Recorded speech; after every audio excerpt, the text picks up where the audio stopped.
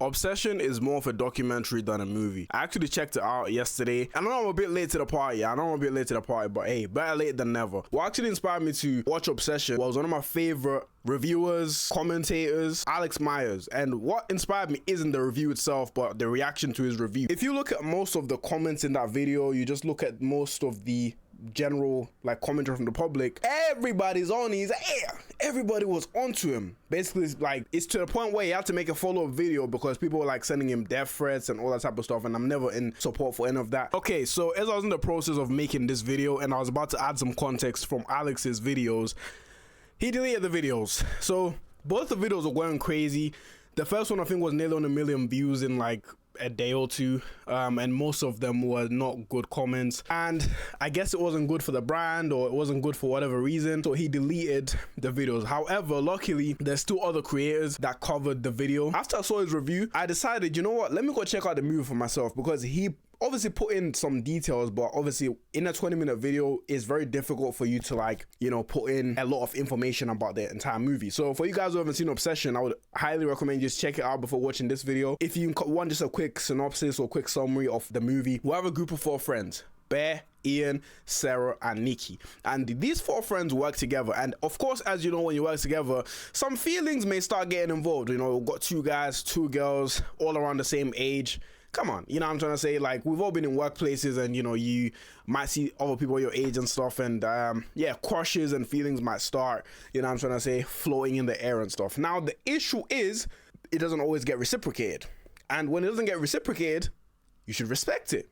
But some people, they just become a little bit obsessive, no pun intended. With this group of 4 friends, one guy, who's Bear, has a very, very unhealthy obsession and crush on Nikki. And Nikki may even have had a slight interest in him, because in the beginning of the movie, or like in the beginning scenes of the movie, she actually says to him, "Do you like me? Do you have a thing for me?" But Bear is this seemingly awkward, introverted, and insecure guy, where he's like, well, yeah, I like you, as a friend, which had me like scratching my head, like, but you like her, and she's asking you if you like her. Why not just say yeah? Anyways, yeah. So at that moment, he basically snaps something called the one wish, and boom, now Nikki's obsessed with him. Like, and he almost notices it instantaneously, but he's in disbelief and he's in denial about the fact that he's basically just created a monster and a freak. And that's not even the most disturbing part about it. So what had happened in this moment here is Nikki's soul was basically getting swapped with this like entity or whatever, which is seemingly mimicking Nikki and being obsessed and stuff like that. Of course, with these types of wishes, yeah, it's not gonna end well, you know. I don't know why I thought it was gonna be all sunshines and roses and everything like that. Like, it just was never gonna be that. So yeah, long story short, Nikki ends up being obsessive with Bear now, even though Nikki used to basically be on and off with one of the other friends. Like, they used to hook up and that type of stuff, as we'll find out later on in the movie, which is Ian. But also Sarah had a thing for Bear as well. So basically there was like this whole like weird like triangle-ish thing behind all 4 of the friends, and essentially a bit of jealousy from this one person, a bit of jealousy from that person, and it all like amounts into this weird chaotic thing where like the other 2 people that are not in so basically Bear and Nikki are now together, and they're in this seemingly happy relationship. And obviously Sarah and Ian, because they've got a vested interest in you know, each of the other people in the relationship, Bear and Nikki, they're a bit like, bro, what is this? This is weird. This is weird as fuck. Like, what? So they keep on basically saying like, yo, this seems, you know, are you guys okay? Is something going on? Seems like somebody's taking advantage of somebody. You know what I'm saying? Like, what the hell? That's the general synopsis, and of course the movie ends in tragedy, you know, as expected. Now, what makes this movie, or what like brought on that whole controversy of the Alex Meyers situation and all that type of stuff, where people were like mad at him, is because even me, when I was watching his review didn't give me the proper context of like what the movie was actually like. Because when I went into the movie, I wasn't thinking it was gonna be as dark as it was, especially after that restaurant scene where basically Bear calls out Nikki for lying about her dad having cancer, right? Because basically her dad did not have cancer. It was the entity basically making up scenarios to basically make this relationship of Bear work. And obviously Bear finds out, like, through Ian, yeah, nah, bruh, there is no cancer, you know what I'm trying to say? She's capping, the girl's capping. So he finds out, and then he calls her out for it, and then that's when she has that infamous, you know, scene where she's like, we were having such a nice day, no, you know, and that whole shebang. And he's like, no, it's cool. And after this scene is the first instance of Bear basically taking advantage of Nikki. Like, he essays her, bro. He essays her. There is no two ways around it. There's no two ways around it. That's when you really see how deep his villainy goes. And I'd even argue that his villainous ways began way before this point. People are saying like it's a gradual progression into him becoming a villain, but I'd beg to differ. I think he was a villain from the onset. And he was just, it's like he has these moments of trying to pretend like he's not a villain, even though he is. Like, for example, when he's seeing Nikki acting strange, he's like, why are you acting so weird? Why are you acting so weird? And then, obviously, he knows what she's acting like is weird. He knows it's because of the wish. There's certain points where he knows, okay, it's because of the wish that she's acting like this weird. She's acting obsessive. And then he's like, why are you acting weird? Why are you acting weird? Which is, you know, what a normal person would do, right? And then he'd take advantage of the fact that she's acting weird. He'd be like, no, it's okay, no problem. And then he still keeps laying up with her. He still keeps, you know, basically playing this little game with her. He still keeps messing with her. And what makes it even worse is the fact that after he finds out Nikki's soul's trapped in like another dimension or whatever, he basically... And the guy who was on the phone just doing his job or whatever, is there like, oh, do you want to speak to her? She's there like, she's there screaming, oh God, she's in agony, she's in pain. And he's just there like, he hangs up. And that's when you realize he didn't care about Nikki. He didn't care about any of his friends. He only cared about himself. He only cared about satisfying his own ego and his own fantasies. And he was a villain, bro. Okay, so that's why a lot of people were mad in the Alex Meyers review, and I understand why they were mad. Still doesn't warrant death threats, okay, because he didn't say that, you know, Bear's not a villain, but I get why people are basically, you know, very mad. Because when I went into the movie as well, I did not think Bear was gonna be basically this obvious of a villain, because the Alex Meyers video, I need you guys to go check that video, I'll link in the description. The Alex Meyers video didn't really like paint Bear to be this, you know, dark villain that he is. He almost reminds me of the main character from You, but much worse, even though actually, yeah, maybe they're on par.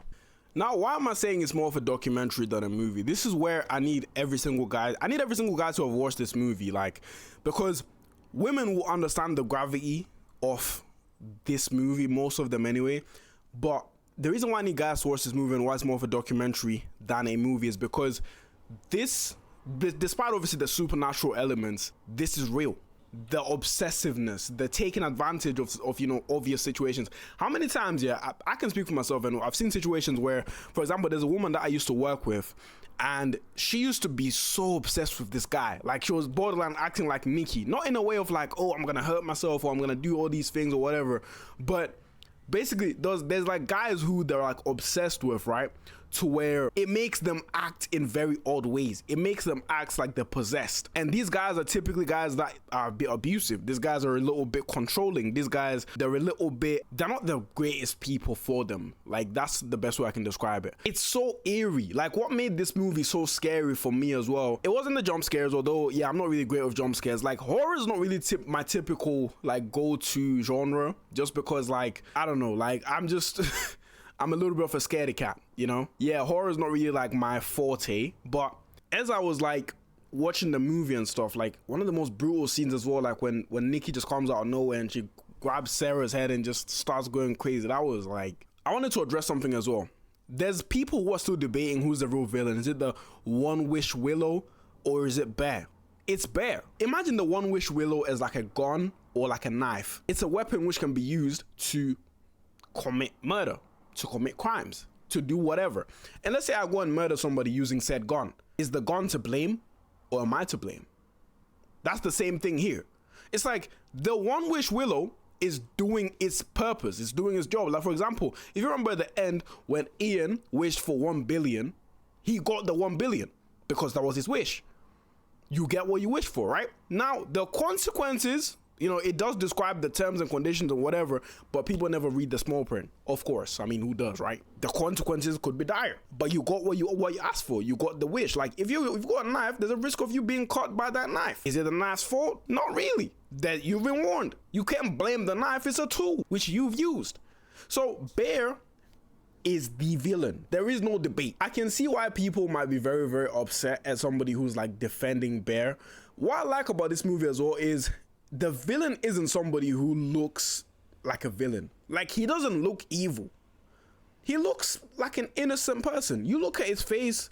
If you think about if you're like a member of the public, right? Bear's like this innocent looking individual. He's not somebody who you'd ever expect to take advantage of somebody or basically, you know, control everybody around him to believe that basically he made all his friends and everybody around them think Nikki was going crazy. Nikki was going through something, even though he knew exactly what was happening, but he didn't tell anyone until it got to a point where Nikki was doing some despicable things. I'm not even saying Nikki's entity or her counterpart or whatever you might want to describe it as was doing these despicable acts, or you know, was just doing some crazy self-harm, or she was doing just some very odd things, to where it's like, okay, let me finally go tell people. He's telling people, and he basically caused the demise of all of his friends. He caused the demise of Sarah. He caused the demise of Ian. He caused the demise to himself, and he also caused the demise to Nikki. And the craziest part is, at the end of the movie as well, Nikki was left basically without a way of explaining a way out of that situation. She killed Sarah, or her body killed Sarah. She killed Ian, and Bear killed himself. And they were all in the same house. How is she gonna explain that to the feds? Let's say the police come now, and they're like, oh, you're under arrest for the murder of this person, that person, whatever. It's like, how is she gonna explain, oh, I was possessed? They'll look at her like, what? I mean, I'm not even sure if she fully knows what happened, because she was like, what did you do? You know, at the end of the movie, as it was ending, she was like, what did you do? You know, as Bear was laying on the floor. What did you do? What did you do? She still doesn't even know what happened. So, of course, she's naturally going to call the feds. Like, oh, yo, like, there's people that did it. They're going to find the prints on the thing. And she's done. Which is, like, damning, bro. It's damning. So, basically, this dude was the ultimate villain. The ultimate villain. Because he took advantage of her. Right? You took advantage of her, used her, took advantage of all his friends, you know, made them think that Nikki was going crazy and he was fully innocent. And then they all died, and then Nikki has to be the one to live with all of this. That's what makes it fucked up. It's like a mind fuck. It's like, bro, what? But at the same time, right, it does a very important thing. This is why, with this type of movie, why people are also mad at Alex Meyers is with this type of subject matter, you can't lightheartedly do it, because it's a real thing that people go through. I'm talking about the being taken advantage of and having to live with that pain. Like, some people literally have to live with that pain. That takes a different type of strength to be able to like live with that type of pain of knowing you were taken advantage of, and knowing that your perpetrator, for example, they won't feel the same weight of pain that you feel. Like, imagine if somebody took over your body, went and committed mass murder and mass massacre on whatever, and you just watch behind the scenes, like, as awareness. You just watch through a glass and you can't do anything about it. You're like helpless. But everybody else who isn't affected by you has seen you committing all these crimes. To them, there's no difference. Why are you gonna say, oh, I got possessed? Oh, cool story, buddy, you know? So I just think with this type of subject matter, you just have to be very careful if you're like a reviewer, like how you kind of present it. You know, with me, I'm just a floating head, you know? With this type of things as well, I think you need to take your time to fully understand the gravity and the weight of the situation. Ultimately, I don't think Alex Meyers is a bad guy, bro. I don't think he's like, you know, some maniacal villain or whatever, but he messed up on that review. It wasn't a great review. In terms of, you know, highlighting the proper like gravity of the situation and the proper gravity of the subject matter and the proper gravity of the villain, you know. But yes, here we are. But let me know what you thought of Obsession. I thought it had some great writing. I heard it was written by a YouTuber, which is amazing. You know what I'm trying to say? That's inspirational. So it had some great writing. It had a great atmosphere, because like Nikki's sort of movements, when like sometimes when she just moves back into the dark, or when she's in the corner or something and she's doing these odd movements or whatever, the music choice, you know, the pacing of the movie as well, like it didn't feel too long, it didn't feel too short, it felt just right. I thought it was an amazing movie. It It was a beautiful movie. It was a tragic movie, and they also did a great job of highlighting a very serious subject matter. That this is why I'm saying every guy needs to watch this, because it's very disturbing. It's still disturbing me right now as I'm speaking on this. Again, not because of the supernatural elements, but because of the reality of it. It's a documentary. But yeah, appreciate you guys for watching. Let me know what you thought about it, and I'm gonna catch you in the next video, man. Soon.